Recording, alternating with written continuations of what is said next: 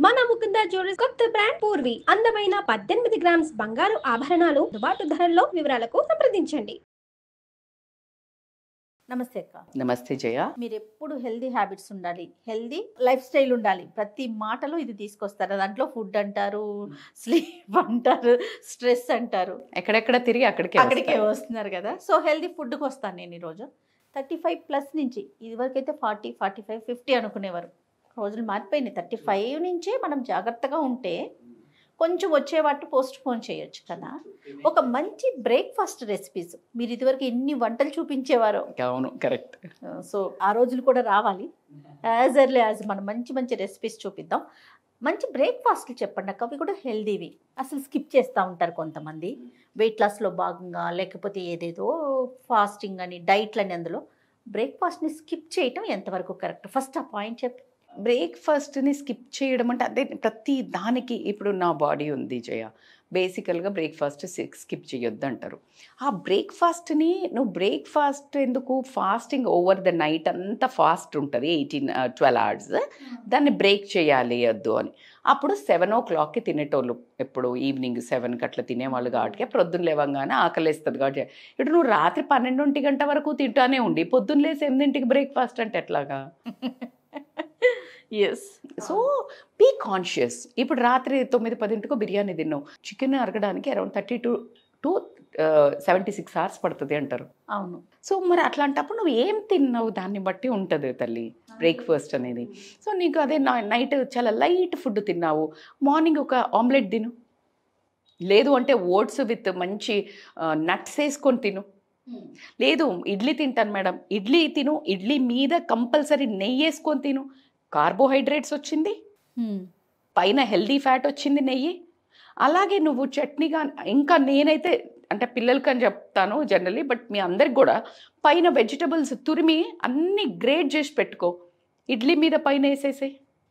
నేను compulsory colour idli ఎవరి దగ్గర ఉండదు అనేవాళ్ళు పిల్లలు. ఊరికే క్యారెట్, ఆవాలు దాన్ని ఇట్లా కొంచెం సార్ట్ చేసి పిల్లలు తినేటప్పుడు ఇడ్లీ మీద పైన కలర్ వేసి పెట్టేదాన్ని. పాలకూర లైట్గా ఇట్లా బ్లాంచ్ చేసేస్తే green colour idli, red colour idli. ఇంకా కావాలంటే పాలకూరను గ్రైండ్ చేసి దాంట్లో మిక్స్ చేసేసి ఇడ్లీ వేయి, బీట్రూట్ గ్రైండ్ చేసేసి రెడ్ కలర్ ఇడ్లీ.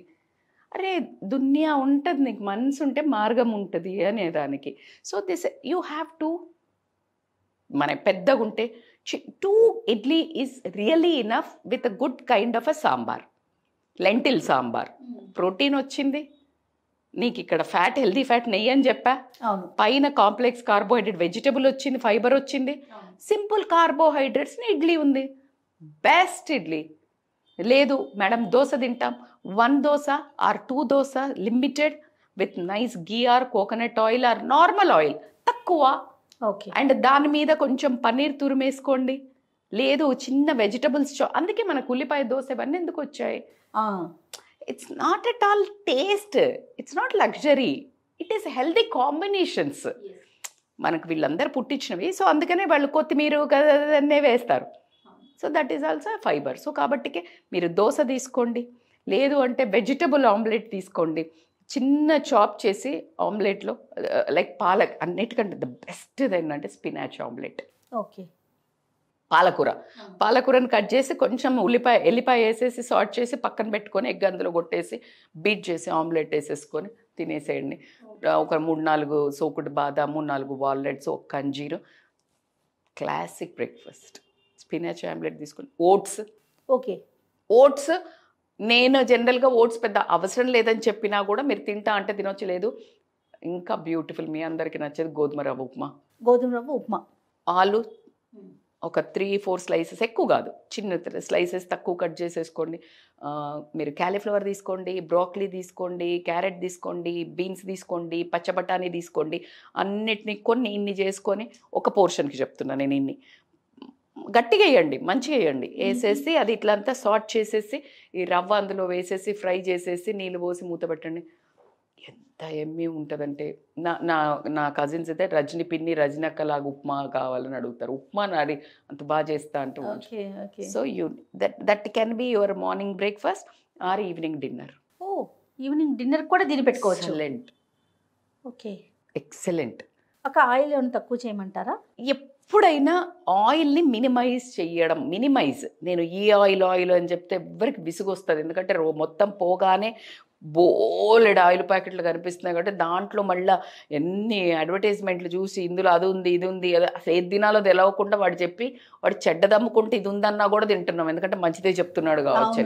అంత మార్కెటింగ్ డ్రామాలో పడ్డాం కాబట్టి గానుగ నూనెలు పాతకాలంవే, ఇప్పుడేం కొత్తగా ఏం రాలా. హెల్త్ని విపరీత బుద్ధికి వచ్చేసరికి బిజినెస్ని మళ్ళీ ఉల్టాకి తీసుకొస్తున్నారు. ఆర్గానిక్ రేట్లు ఎక్కువ, గానుగ నూనెల రేట్లు ఎక్కువ.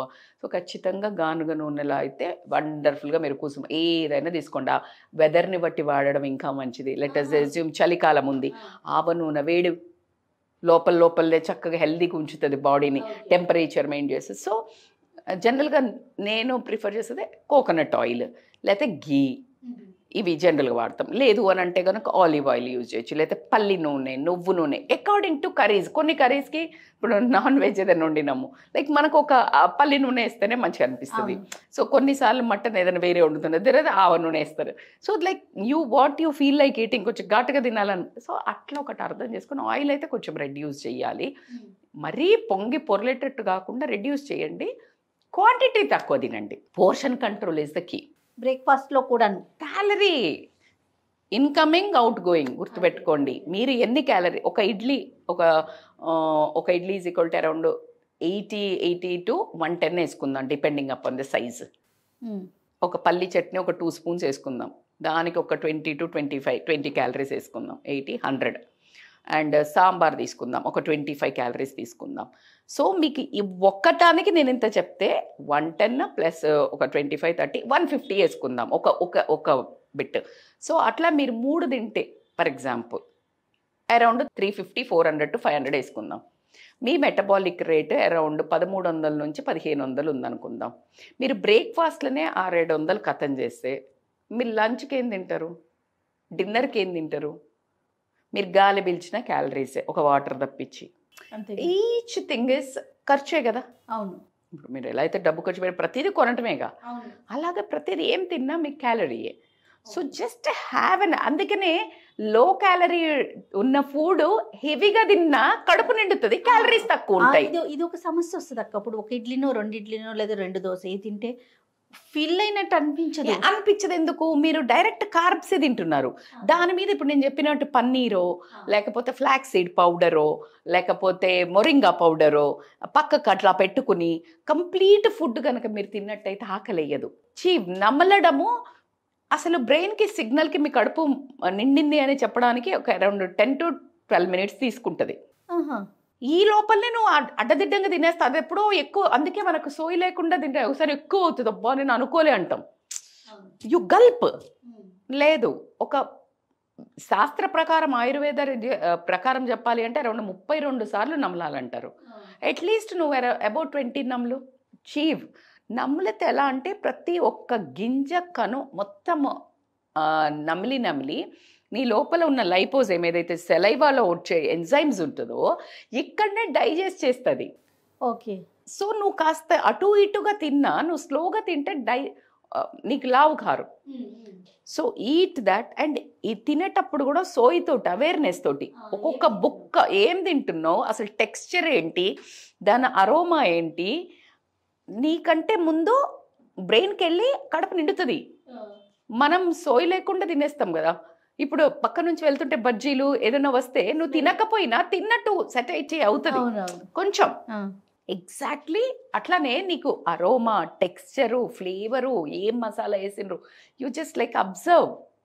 దాంతో నీ బ్రెయిన్కే అల్జీమర్స్ డిసీజ్ రాదు, because your brain activities happening, నీ సెన్సార్ యాక్టివేట్ అవుతుంది. సో ప్రతిదీ అవేర్నెస్తో చేయండి.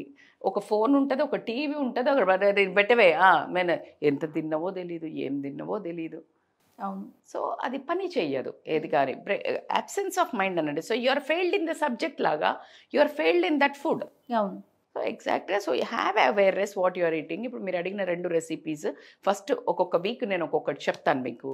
So add on this like బ్రేక్ఫాస్ట్లు అన్నారు, స్లోగా మనం లంచ్ చెప్దాం, స్లోగా డిన్నర్ చెప్దాం.